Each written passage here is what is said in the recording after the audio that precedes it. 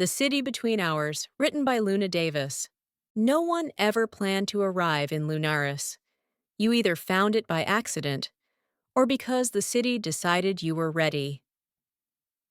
Mara arrived on a rainy Tuesday, the kind of day when everything feels slightly off. She had missed her train, spilled coffee on her coat, and argued with her sister over the phone.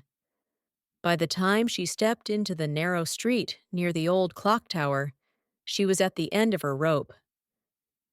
This day can't get any worse. She muttered. That, of course, was when the clock struck 13. The sound was deep and metallic, echoing through the street like a warning. Mara looked up. The clock face shimmered, and the air around it bent as if reality itself was holding its breath. In the blink of an eye, the street changed. The neon lights disappeared.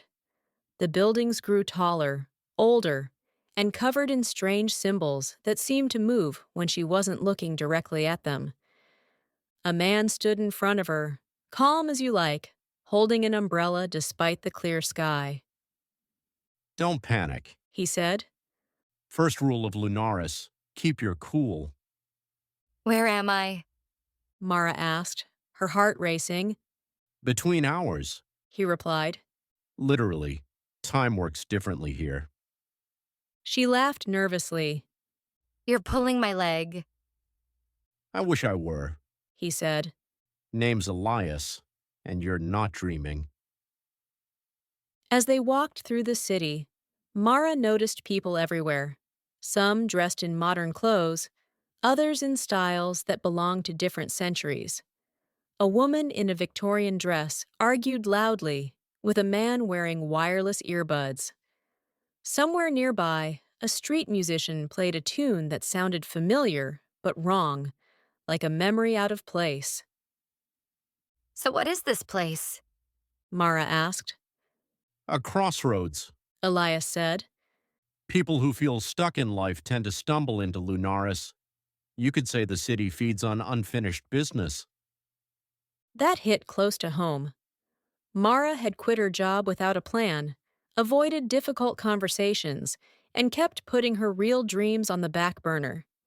Hearing it out loud felt like a slap in the face. They stopped at a cafe called The Second Chance. Inside, the smell of strong coffee and old books filled the air. Behind the counter stood Anya, a sharp-eyed woman who missed nothing. She's new.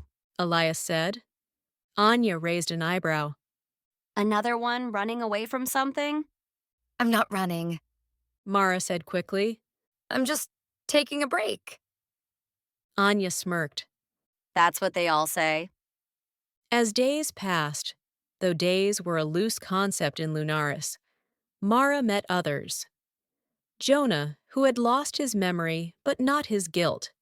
Celine, who could read people's thoughts but trusted no one, not even herself.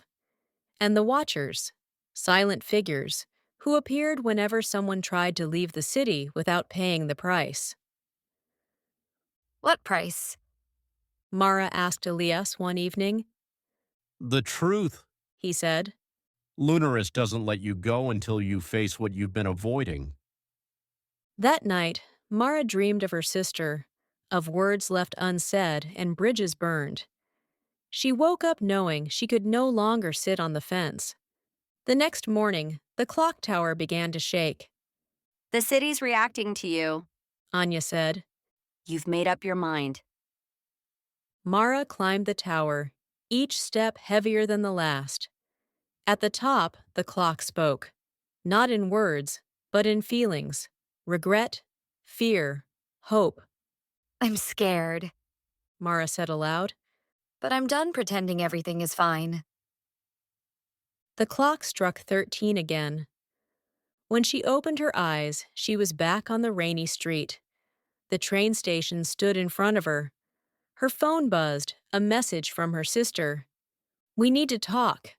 Mara took a deep breath and smiled. For once, she was ready to face the music. Somewhere between the hours, Lunaris waited for the next lost soul.